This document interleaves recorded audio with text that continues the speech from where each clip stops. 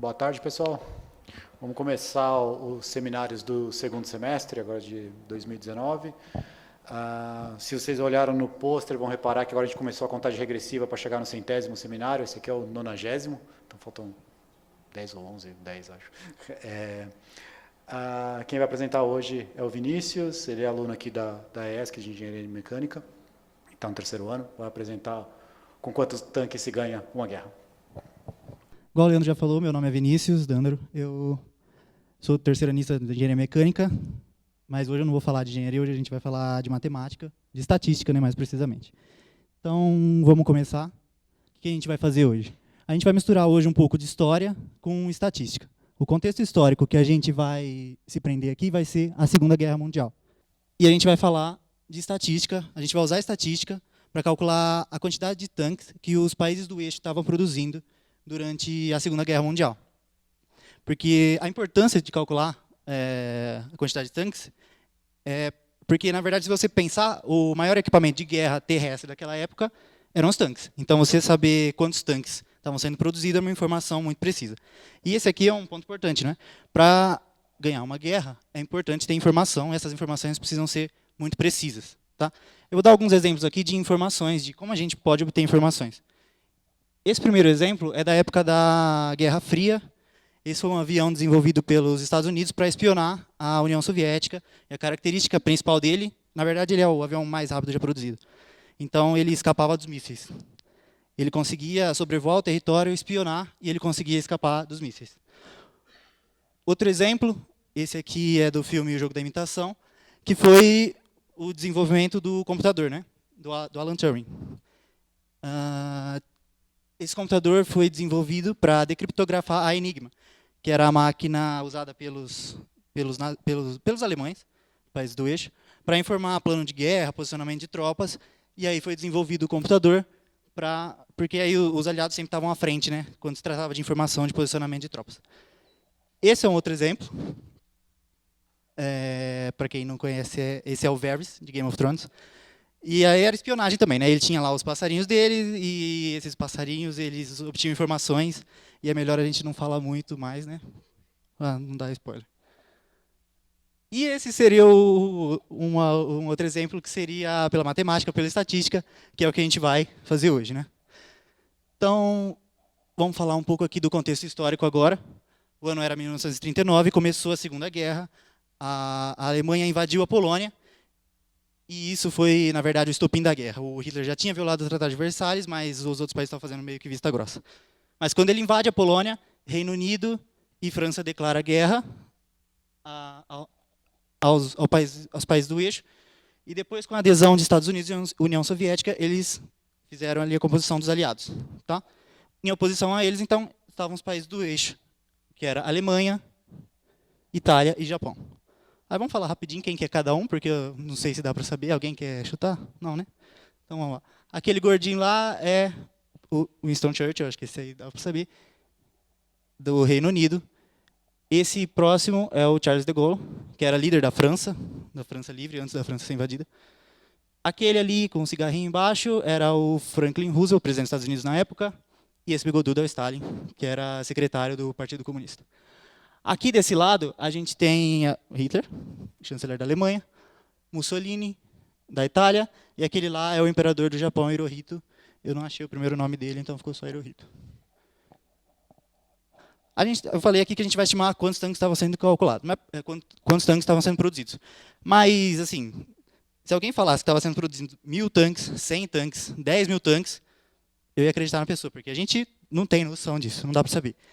Como que eles faziam a estimativa antes, que era o serviço de inteligência? Eles fizeram uma estimativa e calcularam que estava sendo produzido 1.400 tanques por mês na Inglaterra. Como que eles chegaram nesse número? Era meio, assim, não era muito preciso, porque eles levavam em conta, por exemplo, a quantidade de aço que entrava na Alemanha. A partir dessa quantidade de aço que entrou, quantos tanques dava para produzir? Mas isso é meio vago, né? Porque o aço que está entrando vai para outras coisas também. Depois, com a estatística, eles estimaram que estava sendo produzido mensalmente, na verdade, 246 tanques. Então, isso é uma diferença absurda. A gente falou que a informação tem que ser precisa. Você mudar de 1.400 para 246 é uma diferença muito significativa.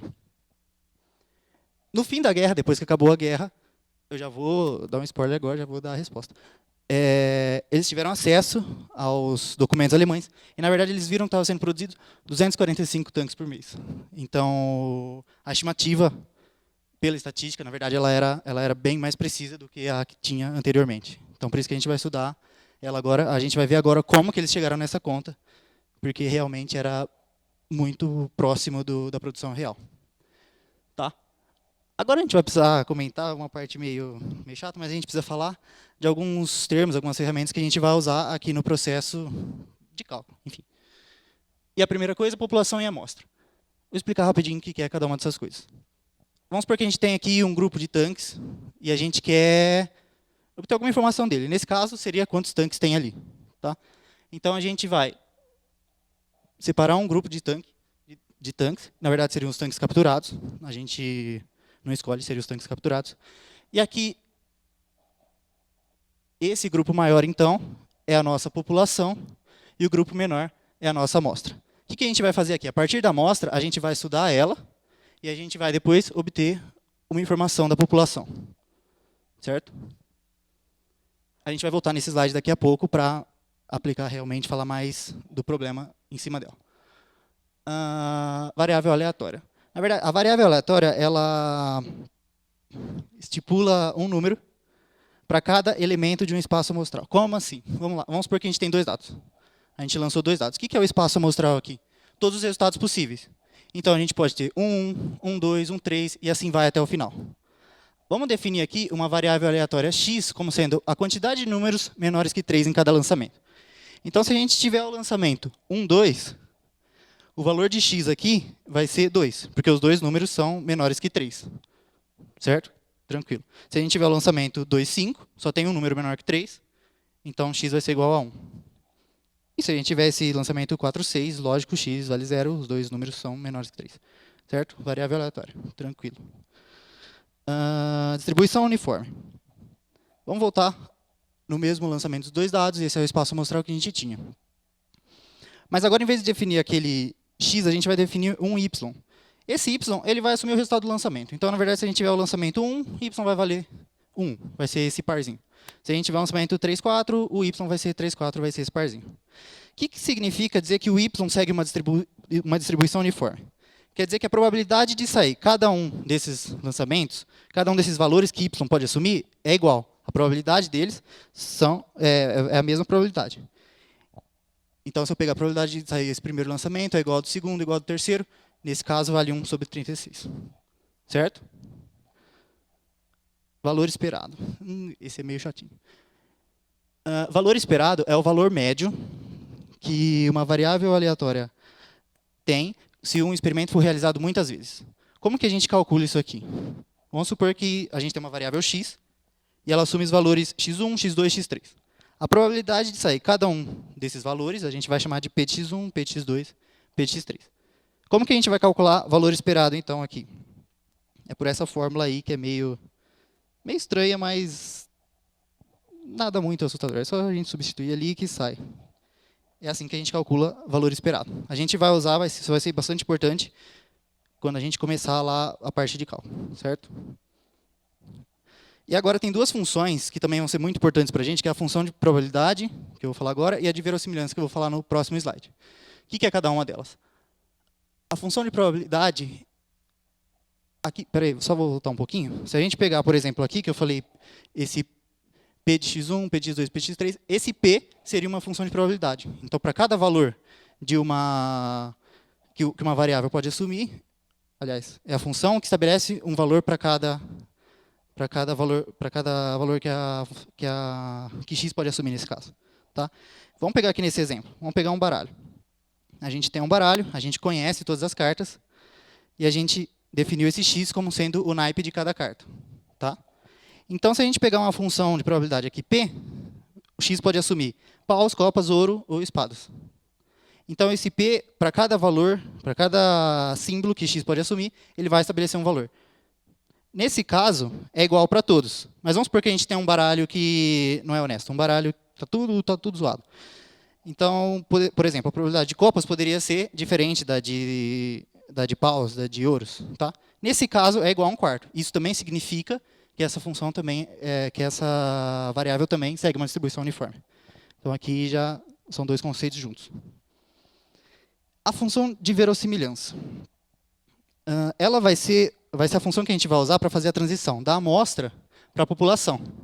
Eu falei que a gente vai estudar a população e depois vai obter a informação que a gente quer. A gente vai estudar a amostra e vai obter a informação que a gente quer da população. Para fazer essa transição, a gente vai usar a função de verossimilhança. Como que é ela? Vamos supor que a gente tem de novo um baralho, mas agora a gente não conhece o baralho. Tá? E a gente quer saber se ele é honesto, a gente quer saber se a proporção de naipes, por exemplo, segue a mesma. A gente pega uma amostra, a gente vai estudar essa amostra, e a partir disso, a gente vai voltar na população, usando a função de verossimilhança. Aí aqui tem uma coisa interessante. Na função de probabilidade, a gente conhecia a população, e a gente sabia que, com a amostra que a gente tirasse, a gente já sabia a proporção de naipes. Então, a gente foi da população para a amostra. Aqui, na função de verossimilhança, a gente está fazendo o caminho contrário. A gente está indo da amostra para a população. Então, na verdade, a função de probabilidade e de verossimilhança, elas têm uma relação de oposição. Na verdade, a gente vai ver que elas têm exatamente a mesma expressão, só muda o ponto de vista. Tá? Quando a gente for calcular cada uma delas, a gente vai precisar, mas vai ser rápido. Aí a gente vai ver isso, que é exatamente a mesma expressão, só muda o ponto de vista. Tá? Vamos falar um pouco do problema, e a gente volta naquele slide lá, que eu tinha comentado. Tá? Eu falei, então, que a gente tem uma população aqui de tanques, a gente quer estimar alguma coisa dessa população. Essa população, então, é o número de tanques produzidos, que é o que a gente quer calcular, quantos tanques estavam sendo produzidos. Certo? Lá no canto, a nossa amostra são os tanques capturados. Tá? O que a gente vai ter de informação dessa amostra aqui? O número total de tanques e o número de série de cada tanque. Tá? A partir dessas informações, então, a gente vai fazer uma estimativa aqui do número total de tanques produzidos, e para isso a gente vai usar a função de verossimilhança, que a gente chamou de L. Eu acho que eu não falei antes, mas a gente chamou ela de L. Tá? Aqui tem duas coisas importantes agora. A primeira é com respeito à população. Para os cálculos que a gente for fazer aqui, para eles terem validade, todos os números de série dos tanques, eles têm que partir do 1 e tem que estar em ordem crescente. Na verdade, os aliados já sabiam disso, então daria para usar tranquilo, porque os alemães eles sempre tiveram assim, a engenharia muito organizada. Então, eles sempre separaram o número de série exatamente assim, do 1 até qualquer coisa aí. Tá? E a outra coisa, falando da amostra, a gente tem um número de série de todos os tanques que a gente capturou, mas a gente só vai usar o maior. Vamos supor que esse aqui, então, tem o maior número de série.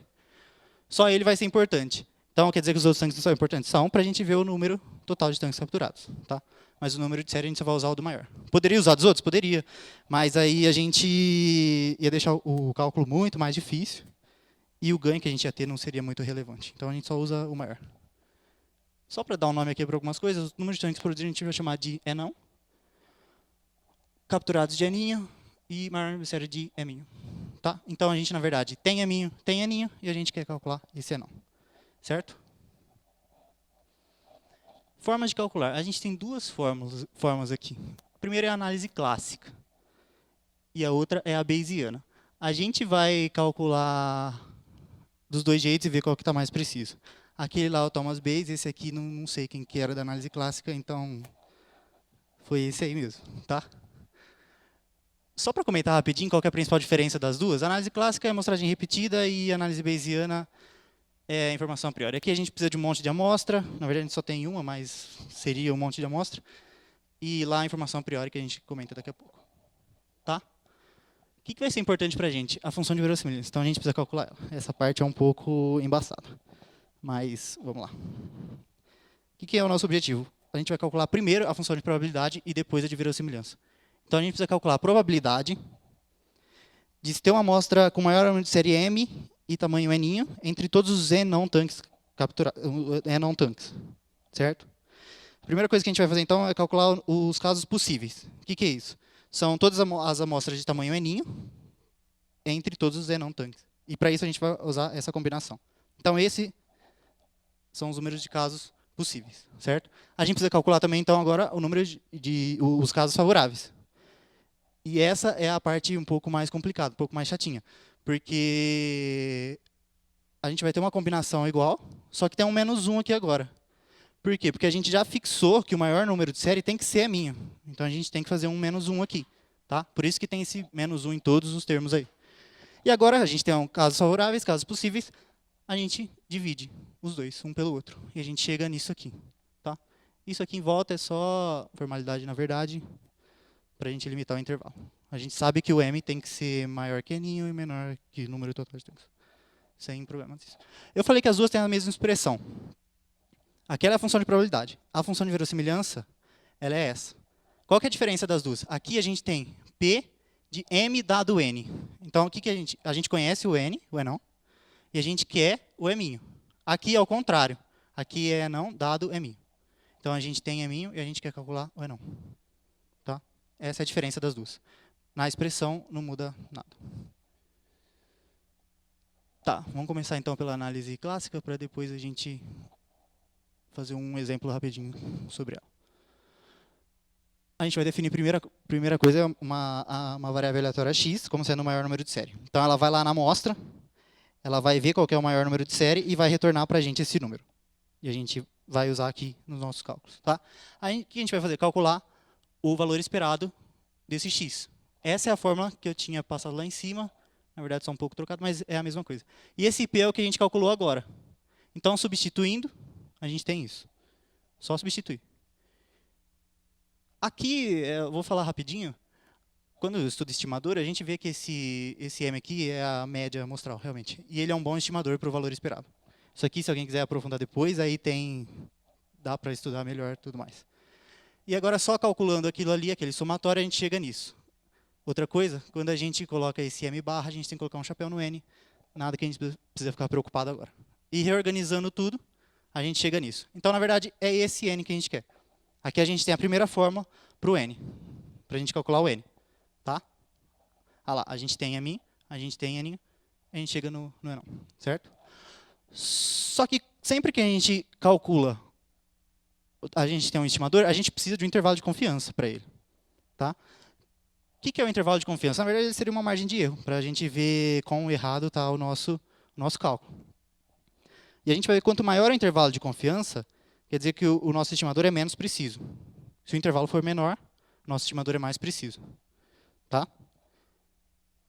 Mas o que é esse intervalo? Vamos supor que a gente escolheu... é quem está calculando mesmo que escolhe a confiança que quer para o problema. Vamos supor que a gente escolheu uma confiança de 95%. O que isso quer dizer? Se a gente fizer 100 vezes essas contas aqui, pegar 100 amostras, em 5 delas o resultado vai estar fora do intervalo, que seria essa região cinza. Na verdade, estaria errado mesmo. Então, por que a gente não escolhe uma confiança de 100%? Porque quanto maior a confiança que você escolhe, maior o intervalo. Então, se você escolhe 100%, maior o intervalo aqui, o intervalo de confiança. Se você escolhe 100%, o seu estimador seria muito pouco preciso. Na verdade, seria quase que irrelevante. Então, a gente não pode escolher 100%. Para esse problema, a gente escolheu também de 95%. A diferença é que a gente jogou todo o erro para um lado só. Tá? Porque a gente já sabe qual que vai ser o menor valor para o enão. Vai ser a minha. Tá? E esse S aqui é um limitante superior. A gente precisa saber o valor desse S para ter um intervalo de confiança dessa forma. Como que a gente calcula esse S? Se a gente somar todas as probabilidades dos valores aqui entre M e S, isso aqui tem que ser igual à confiança que a gente escolheu. Tá lá, o somatório de todos os valores aqui entre M e S tem que ser igual à confiança que a gente escolheu. Aquele P a gente calculou, substituindo, a gente já chega nisso. E agora, rapidinho, fazendo as contas, sem demorar muito, a gente chega que o S vale isso aí, certo? Então, esse é o nosso intervalo de confiança. E aqui a gente já tem um resultado para análise clássica, que é esse aí. A gente tem um estimador e a gente tem um intervalo de confiança. Tá? Então, vamos supor aqui, num exemplo, vamos supor que a gente teve 20 tanques capturados. Tá? Para a gente fazer só uma simulação, vamos jogar num gerador de números aqui com um enão igual a 500. Vamos pegar 20 números aqui aleatoriamente. A gente já sabe o valor de enão, mas vamos fingir que a gente não sabe para a gente ver se o que a gente calculou está dando certo. Tá? Então, a gente jogou lá no gerador. Esses foram os números de série dos tanques capturados. O N aqui vale 20, que é o número de tanques que a gente capturou, certo? E o M? O M é o maior. Está em ordem, eu já coloquei em ordem. Seria o 495. Ficou coisado. Então, o M vale isso. Certo? Agora é só a gente jogar isso naquelas duas expressões que a gente chegou, que não é equações, nas duas expressões que a gente chegou. E substituindo, a gente vai ter esse valor para o Enão, sendo 519. Mas não era 500, então está errado? Não, a gente precisa também do intervalo de confiança, a gente precisa da margem de erro. Calculando o intervalo de confiança, a gente chega nesse intervalo. O 500 está aqui dentro. Então está certo. Legal. Tá? Essa foi a análise clássica. A gente vai voltar para um segundo exemplo lá na frente. Então vamos falar agora da análise bayesiana. Tá? O que a gente tem na análise bayesiana? A gente vai ter a combinação da função de verossimilhança, que eu falei lá em cima, com uma informação a priori. Tá? A partir dessa combinação, a gente vai obter uma informação a posteriori. Para fazer essa transição, a gente vai usar então o teorema de Bayes, que eu já falo dele daqui a pouco. Por enquanto eu vou falar da informação a priori. O que é essa informação? Essa é uma informação que a gente já tinha, que o pessoal lá, os estatísticos, eles já tinham. Como que eles obteram essa informação, a gente não sabe. Pode ser por observação, pode ser por cálculos prévios, pode ser por celular hackeado, não importa. Qualquer jeito que a gente obteve essa informação, ela está sendo válida para a gente agora. Tá? O que é essa informação que a gente tem? Que a nossa população segue uma distribuição uniforme. O que isso quer dizer? Que a probabilidade da gente capturar qualquer um dos tanques é igual. Tá? Essa é a forma da distribuição uniforme aqui. O que é esse N asterisco? Na verdade, esse N asterisco deveria ser o número total de tanques, mas a gente não tem. A gente não sabe. Então, a gente vai jogar um valor aqui de N asterisco maior do que o N. Tá? E aí, que número que a gente joga? A gente não sabe por onde começar. Então, a gente volta lá. O pessoal do serviço de inteligência tinha estimado 1.400. Então, vamos jogar um valor maior aqui, para ver o que dá. Vamos jogar 2.000.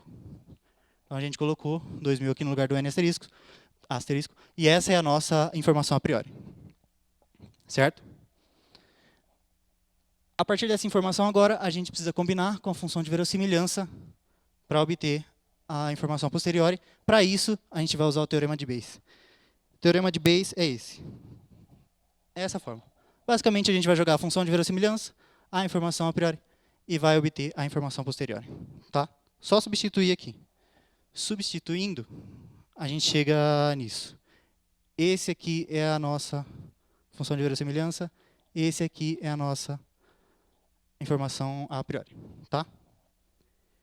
Como aqui esse termo não depende, dentro desse somatório, não depende de Enão, e esse 1 sobre 2.000 também é constante, não depende, então a gente pode tirar do somatório, certo? E aí vai cortar em cima e embaixo. Sobrou aquilo. Então, quer dizer, você falou da função a priori para agora cortar em cima e embaixo aqui. Só que só cortou nesse caso porque ela era constante. Na verdade, se a gente tivesse uma informação a priori que dependia de n, ela não ia cortar, ela seria relevante para a gente dentro do somatório. Tá? Resolvendo aquilo lá, para a gente não perder muito tempo, já está direto aqui o resultado. Essa é a nossa informação posterior, certo? A partir dela, agora, a gente vai concluir o nosso cálculo da análise bayesiana. Para isso, a gente precisa calcular o valor esperado e a variância dessa informação a posteriori que a gente tinha obtido aqui. Tá? Isso já é um resultado que a gente pode pegar pronto. Se alguém tiver curiosidade depois, tá, acho que eu pus nas referências. Se eu não pus, eu ponho. Mas aí a gente pode pegar pronto. Tá? E esse é o valor. O que a gente vai usar? O que é a nossa resposta agora, então? O que é o nosso N? É a combinação do μ mais ou menos o desvio padrão, né? Que seria a raiz quadrada disso aqui. Certo? Então vai ficar essa fórmula gigante aqui, que na verdade também é só substituir. A mesma coisa, a gente tem N e M só aqui desse lado. E a gente vai substituir e calcular o Enão. Certo? Então vamos. Eu esqueci. Lá na outra tinha o intervalo de confiança. Tá? Nessa aqui a gente também tem uma coisa parecida, mas na verdade chama intervalo de credibilidade. Que seria esse μ mais ou menos o sigma aqui. Tá? A gente já tem um valor, já sai direto nesse. O valor e o intervalo que a gente precisa. Tá? A mesma coisa, esse aqui é o slide que eu tinha colocado lá atrás, para o nosso primeiro exemplo, e esse era o que a gente tinha calculado para a análise clássica. E agora a gente vai fazer a mesma coisa para a bayesiana. A fórmula lá, e só substituir e vai chegar nisso aí. 521 mais ou menos 28. O 500 está aqui dentro também. Né? Se a gente tirar, vai ficar 493. Né? Então está aí dentro o 500. Certo?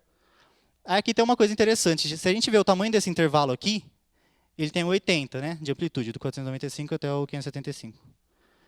E no de lá tem 56. O que isso quer dizer? Quer dizer que o intervalo aqui é menor. E isso quer dizer que a análise bayesiana, então, está se mostrando mais precisa aqui para a gente. Tá? A gente vai fazer agora um outro exemplo para comparar o aumento, assim, se a gente tiver mais tanques capturados. Porque eu falei que o número de tanques seria importante para a gente está vendo realmente que é importante. Então, vamos ver se a gente aumentar. Em vez de 20, a gente capturou 40 tanques. Seria a mesma coisa. Vamos jogar no gerador aqui, não igual a 500.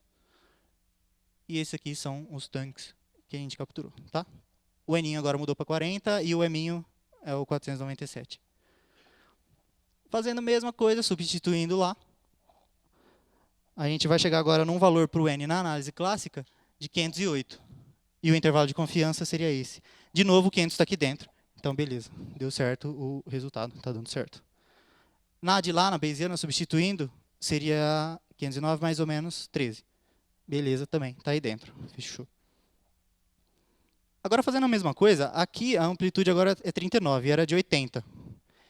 Então, a gente aumentou o número de tanques capturados, nosso resultado já está bem mais legal, bem mais preciso. Tá? Na bayesiana, a mesma coisa. Caiu para 26 agora, era 56. E ainda assim, a bayesiana está maior do que a clássica. Então, a bayesiana aqui nesse nosso problema está se mostrando ser mais preciso. Acho que nem sempre é assim, mas aqui está mais preciso.